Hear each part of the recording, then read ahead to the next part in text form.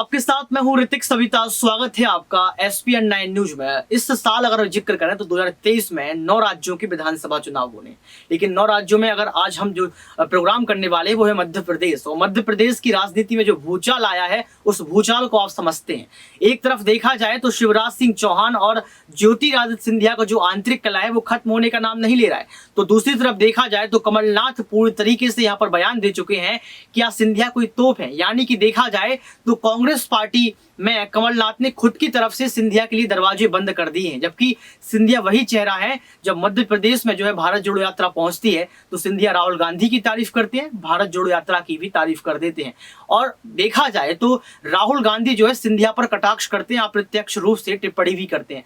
तो क्या सिंधिया जो सीएम बनने का सपना देखते हैं, जिसने जो है कांग्रेस की सरकार गिरा दी, जिसने जो है शिवराज सिंह चौहान को फिर से मुख्यमंत्री बना दिया गया, तो क्या बीजेपी पार्टी सिंधिया को आगे रखेगी?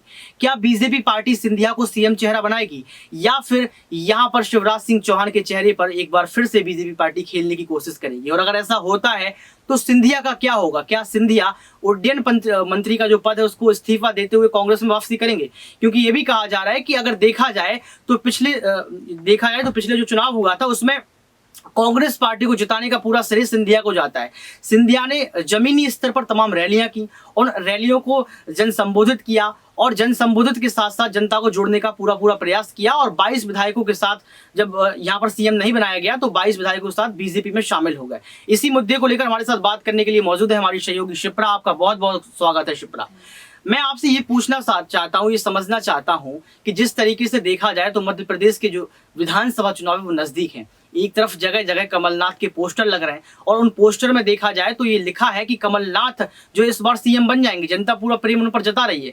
लेकिन दूसरी तरफ यहाँ पर कमलनाथ ने एक जो है बयान दिया, उस बयान में साफ तौर पर कहा कि सिंधिया कोई तोप थोड़ी ना है। तो क्या लगता है कि कांग्रेस की तरफ से गेट बंद है सिंधिया के लिए?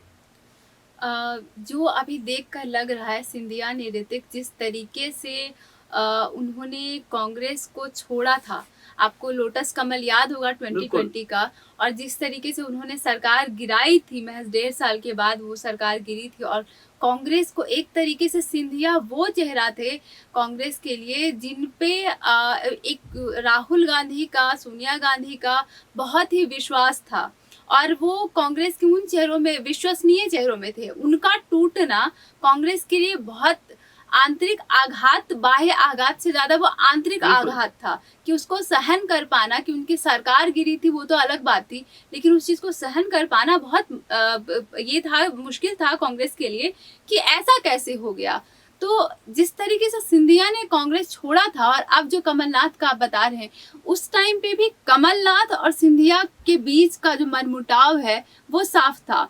सिंधिया जो विश्वास की बात है, तो सिंधिया भी इस चीज के लिए कांग्रेस को लेकर बिल्कुल ये में थे, विश्वास में थे कि जब भी बात कमलनाथ और सिंधिया की आएगी तो सिंधिया को ही चुनेगा कांग्रेस।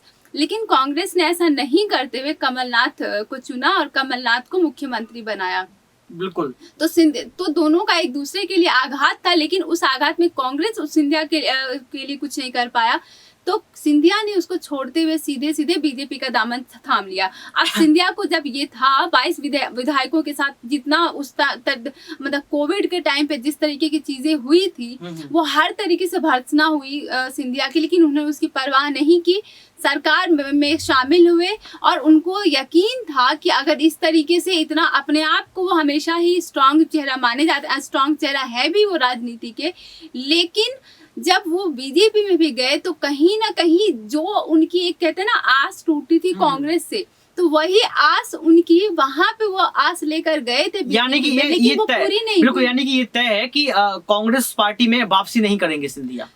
देखिए, राजनीति में आप ये चीजें कुछ भी नहीं कह सकते, कभी भी एक बहुत ही अप्रत्याशित होता है, हर एक एक्ट इनका अप्रत्याशित होता है। आज कौन किसमें है, कल किसमें चला जाए वो कह नहीं सकते। लेकिन बीजेपी पार्टी हमेशा एक ही चेहरे पर क्यों खेलती है? शिवराज सिंह चौहान के नेतृत्व में सरकार हार गई, कांग्रेस की सरकार बन जाती है, लेकिन बीजेपी पार्टी जो है शिवराज सिंह चौहान को फिर से मुख्यमंत्री बना देती है।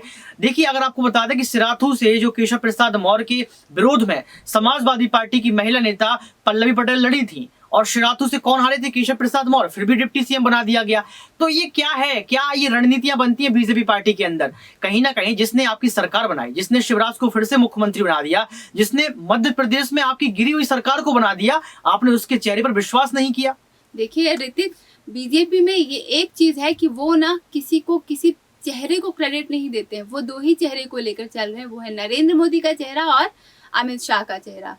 तो वो बाकी जो चीजें हैं ना, वो संगठन, वो बोलते हैं संगठन का आंतरिक उनका अपनी स्ट्रैटेजी है उनकी, उसमें वो ये नहीं मानते हैं कि वो किसी चेहरे ने उनको दिलवाया है। चेहरा उनका एक ही है, नरेंद्र मोदी का चेहरा, और दूसरा चेहरा है अमित शाह का चेहरा, और एक जो चेहरा उत्तर प्रदेश में फल फूल रहा है वो है योगी आदित्यनाथ का चेहरा। बाकी वो किसी चेहरे को पोर्ट्रे नहीं करते हैं कि इसके बूते पे। इवन नरेंद्र मोदी तक ने इस चीज को क्लेरिफाई कर दिया कि उनको अक्सर कहा जाता है कि मीडिया उनको हाईलाइट करती, तो उन्होंने भी संसद में कह दिया कि मीडिया का बनाया हुआ चेहरा वो नहीं है। बिल्कुल, ये तो मैं नहीं मानूंगा, क्योंकि आप समझते हैं कि जब नरेंद्र मोदी साथ में कहीं जाते हैं तो उनके साथ कैमरा जी भी उनको कहा जाता है। दूसरी बात आप समझिए कि देश के प्रधानमंत्री सालाना 800 करोड़ रुपए मीडिया संस्थानों को देते हैं, तो ये चीज भी आपको समझना चाहिए। देखिए, कहने को कोई भी कुछ कह सकता है, लेकिन सबसे बड़ी बात निकल कर ये आती है कि अगर आप ब्रांड बन चुके हैं, अगर आपके खबरों में देखा जाए कि नरेंद्र मोदी बन गए ब्रांड,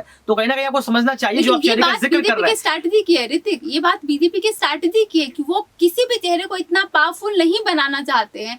एक जो केंद्र का चेहरा उन्होंने बनाया, जिसके बूते पे वो हर स्टेट में भी इलेक्शन लड़ते हैं, चाहे वो गुजरात हो, चाहे उत्तर प्रदेश हो, बिहार हो, मध्य प्रदेश हो, गुजरात, हिमाचल, कहीं पे भी आप चले जाइए, वो एक ही चेहरे पे लड़ते हैं। लेकिन मुद्दे पर आ जाते हैं यहाँ पर। बिल्कुल, एक सवाल आपसे ले लेंगे यहाँ पर, क्योंकि समय निकलता चला जा रहा है। सवाल ये है कि अगर सिंधिया को बीजेपी पार्टी ने सीएम पद के लिए आगे कर दिया, क्योंकि तमाम अखबारों ने ये छापी थी कि आने वाले जो विधानसभा चुनाव होंगे उसमें बीजेपी का चेहरा भी सिंधिया हो सकते हैं, यानी कि सीएम चेहरा हो सकते हैं।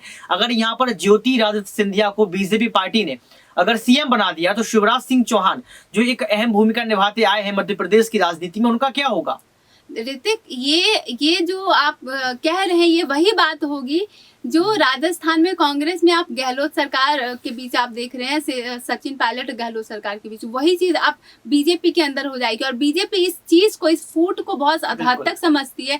शिवराज सिंह चौहान वही चेहरा है जो 15 सालों तक मध्य प्रदेश में उनको आगे लाती रही है। तो शिवराज सिंह चौहान को कभी वो नाराज नहीं करना चाहेंगे। आपको याद होगा जब लोटस कमल वाला वो जो वीडियो निकल कर आया था, और उसमें शिवराज सिंह चौहान बोलते हुए नजर आए थे कि कमलनाथ सरकार ये बर्बाद कर देगी ये मध्य प्रदेश को, ऐसा कुछ उन्होंने कहा था।